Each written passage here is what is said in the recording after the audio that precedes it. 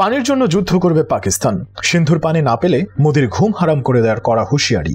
পানিকে হাতিয়ার বানিয়ে একদিকে যখন পাকিস্তানকে কোণঠাসা করার পরিকল্পনা করছে ভারত, ঠিক সেই মুহূর্তে সিন্ধুর পানির জন্য পাকিস্তানও পাল্টা যুদ্ধের ঘোষণা দিয়েছে। কিন্তু কিভাবে কাশ্মীর ইস্যু পানি যুদ্ধে রূপ নিল, এ নিয়ে ধোঁয়াশা রয়েছে অনেকের মনেই। সিন্ধুর পানি বন্ধ করে দিলে কতটা ক্ষতিগ্রস্ত হবে পাকিস্তান, এ নিয়েও প্রশ্ন জমেছে জনমনে।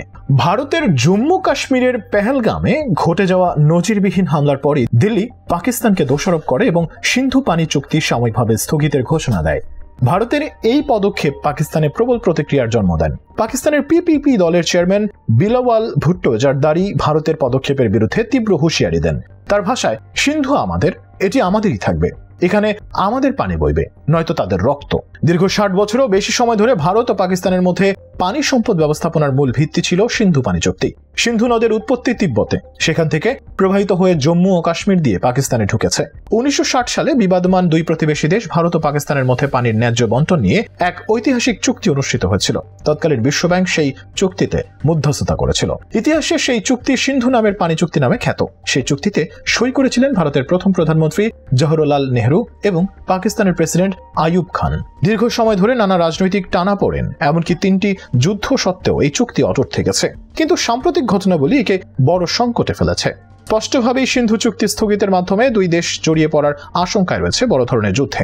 যে যুদ্ধের ক্ষয়ক্ষতি কেমন হবে তা ধারণারও বাইরে। এদিকে পানি বন্ধ করে পাকিস্তান যতটা ক্ষতিগ্রস্ত হবে, তার চেয়ে বেশি ক্ষতির সম্ভাবনা রয়েছে ভারতেরই। বিশেষজ্ঞদের দাবি, সিন্ধু পানি চুক্তি স্থগিতে পাকিস্তানের পাঞ্জাবে কিছু ক্ষতি তো হবেই, তবে এখন যুগ পাল্টেছে। আগের মতো এককভাবে নদীর পানি দিয়ে সেচ বা কৃষিকাজ করা হয় না, এখন গ্রাউন্ড ওয়াটার দিয়েও সেচের কাজ হয়। ভারত উজানের দেশ, তাই দেশটি যদি চুক্তি স্থগিত করে পাকিস্তানের জন্য পানি বন্ধ করে দেয়, তাহলে বর্ষা মৌসুমে ভারতের পাঞ্জাবের অংশে পলি জমে যাবে। ফলে বৃষ্টিতে ভারতের ওই এলাকায় বন্যা দেখা দিতে পারে। ভারতের পক্ষ থেকে প্রাকৃতিক কারণেই সম্পূর্ণ পানি আটকে দেওয়া সম্ভব নয়, বিশেষত বর্ষাকালে। সমস্ত পানি আটকে দিয়ে সেই পানি কোথাও রাখা বা অন্য পথে চালিত করা সম্ভব নয়, তবে খরার সময় সেটা সম্ভব হতে পারে। এদিকে পাকিস্তানের সাবেক স্বরাষ্ট্রমন্ত্রী এবং নিরাপত্তা বিশ্লেষক মঈনুদ্দিন হায়দার বলেন, ভারত যদি সিন্ধু পানি চুক্তি ভঙ্গ করে, তা শুধু পাকিস্তানের জন্য বিপদ নয়, গোটা দক্ষিণ এশিয়ার জন্য ভয়াবহ হবে। এই পানি জীবন ও কৃষির সঙ্গে সরাসরি যুক্ত। ভারত ও পাকিস্তান উভয়ের উচিত আন্তর্জাতিক আইন মেনে চলা। সিন্ধু নদ এবং এর শাখা নদীগুলো পাকিস্তানের কৃষি ও পানি সম্পদের মেরুদণ্ড। ভারতের পাঞ্জাব, হিমাচল প্রদেশ এবং জম্মু কাশ্মীর অঞ্চলগুলোতে এই নদীগুলোর পানি সেচ ও বিদ্যুৎ উৎপাদনের জন্য গুরুত্বপূর্ণ। সিন্ধু পানি চুক্তি শুধু ভারত পাকিস্তানের মধ্যে পানি বন্টনের বিষয় নয়, এটি দুই দেশের আর্থিক, কৃষি এবং খাদ্য নিরাপত্তার উপর সরাসরি প্রভাব ফেলে। পানি এখন দক্ষিণ এশিয়ায় নতুন কৌশলগত অস্ত্র হয়ে দাঁড়িয়েছে। সিন্ধু নদ ভারতের একটি প্রাকৃতিক সুবিধা, যা ভারতের সামরিক ও কূটনৈতিক কৌশলের ব্যবহারের সম্ভাবনা রয়েছে। তবে এটি ব্যবহারে ভারতকে আন্তর্জাতিক প্রক্রিয়ার ঝুঁকি নিতে হবে।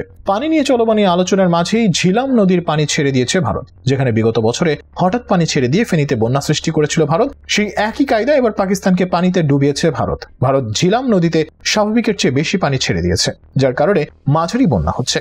স্থানীয় বাসিন্দাদের ঝিলাম নদীর কাছাকাছি এলাকায় যাওয়া এড়াতে অনুরোধ করা হয়েছে। এছাড়া গবাদি পশু যেন নদীর তীরে চলে না আসে, সেদিকে লক্ষ্য রাখার আহ্বান জানানো হয়েছে। ঝিলাম নদী ভারত নিয়ন্ত্রিত কাশ্মীর থেকে আজাদ কাশ্মীর হয়ে পাঞ্জাবে প্রবাহিত হয়েছে। ভারত ও পাকিস্তানের মধ্যে থাকা সিন্ধু নদের একটি উপনদী হলো ঝিলাম। পানিকে কেন্দ্র করে কোনোভাবে যদি ভারত পাকিস্তান যুদ্ধে জড়িয়ে পড়ে, এর পরিণতি হবে ভয়াবহ।